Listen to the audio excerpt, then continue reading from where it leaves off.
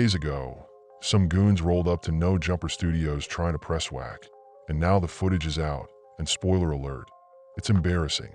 Wack's so-called opposition got straight up packed out. Like, bro, were y'all there to fight or to audition for a freeze tag competition? Not a punch was thrown back. Zero. Zilch. Nada. Watching that was like watching a wet noodle try to square up. Word on the street is these two clowns were actually cool with Wack 100 at one point, which explains the weak energy. If you peep the video, it's clear something went south between them, and my guy decided to pull up, only to catch the most humbling L of his life. Dude showed up looking for answers and left with hands, served fresh, no sides. But here's where it gets even wilder. Wack's homie gets so hyped he starts reaching for the burner mid-fight. And you can hear Wack in the background, Mr. Peacekeeper all of a sudden yelling, "No, chill. Don't do that. We don't need that right now." Translation: bruh, I got contracts and a clean record to protect. Even Wack knew turning No Jumper into a live episode of CSI. Hood Edition was a bad career move. Now let's get to Adam22. People have been telling this man for years. You hire gang members, you get gang member problems. And guess what? No Jumper has turned into the Walmart of street drama. Open 24/7 for fade requests and confrontations. This ain't new for Adam, but now that things are escalating to real-life shoot-or-don't-shoot scenarios, he's suddenly ready to rethink his life choices. Oh, now you don't want to smoke, Adam? Too late, buddy. You opened Pandora's box, and now the streets are reading you the fine print. Oh, so now Adam22's trying to turn over a new leaf in 2025? Huh? I guess he's on his new year, new me grind, claiming he's done with all the drama. Yeah, okay, Adam. He says he's not responding to the same old mess he's been in for the past couple of years. He's too busy with his business and good content. Sure, buddy. And he's all about ignoring the thirsty content creators who are out here trying to get a rise out of him. Meanwhile, he's talking about moving on to bigger and better things. Bruh, calm down. What's next? A podcast about eating avocado toast and staying zen? Then he goes on his little rant, acting like he's some wise sage dropping knowledge for the streets. He's like, oh, if you hear silence from me, it's because I've been there, done that. Bro, no one cares. We've all seen this script before. You've been talking big about leaving the drama behind while still getting caught up in it every 2 seconds. Now, apparently, he's too busy for all that nonsense until it's time to post about it on Instagram. But hold up, he's not done.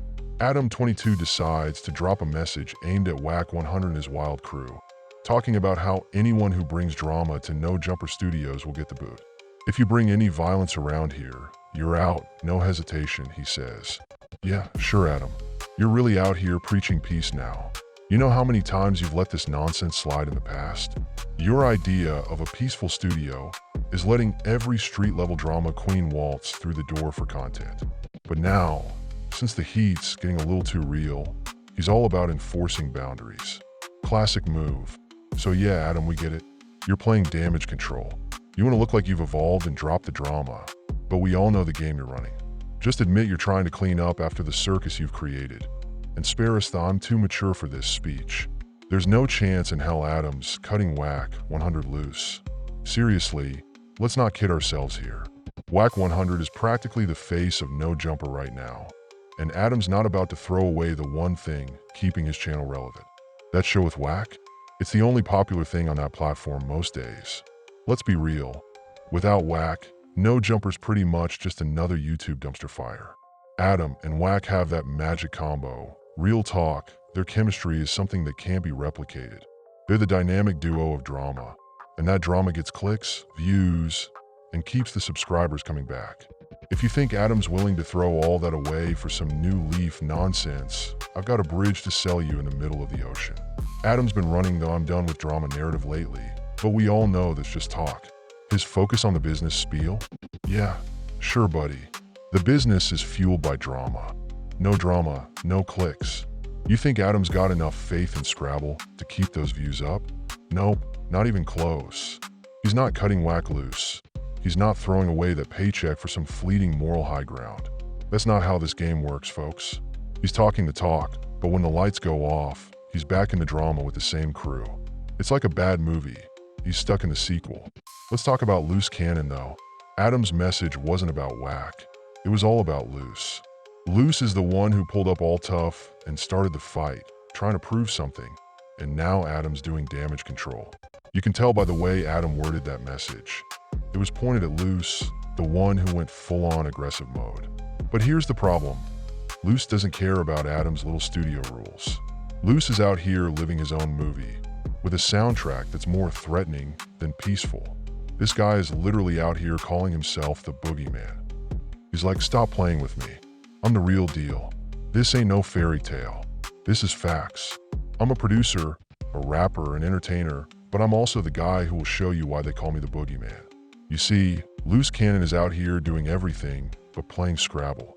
He's not about these stop the violence messages or Adam's half-hearted attempt at keeping no jumper clean. Luce wants problems. He's practically begging for problems. If you got a problem with him, he's saying, bring it. But don't talk about it. Do something about it. I'm out here and I'm busy. Period.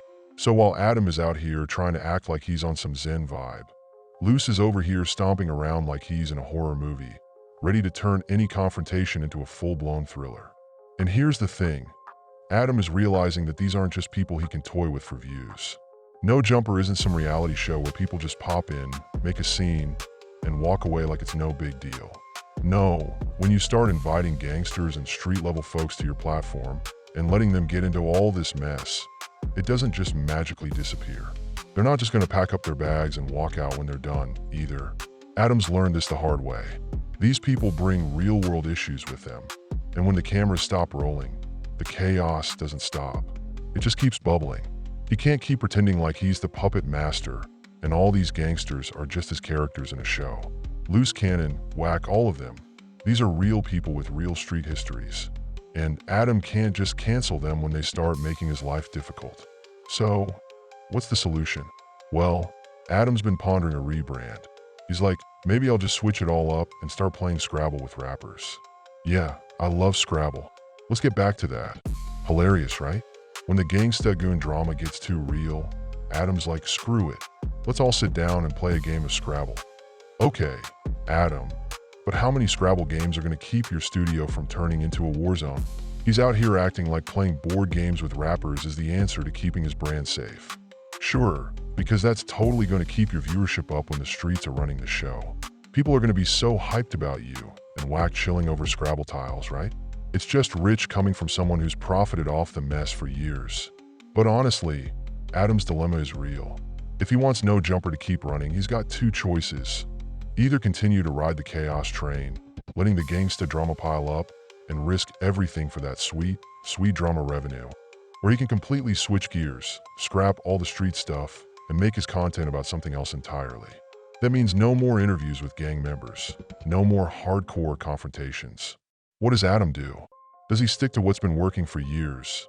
Street drama, gang interviews, and all that spicy content? Or does he actually follow through on this whole rebrand and try to make his content Scrabble-worthy? Either way, he's stuck with the mess he created. The streets don't care about his rebrand, and neither do the goons waiting outside his studio. It's all fun and games until you realize you can't put the toothpaste back in the tube. Let's see how this all plays out, because I have a feeling Adam won't be reaching for the Scrabble board anytime soon. That concludes today's video. If you enjoyed it, be sure to hit the subscribe button and turn on notifications so you're alerted whenever a new video drops. It's completely free and helps out the channel tremendously. Thanks for watching, and I'll see you in the next one.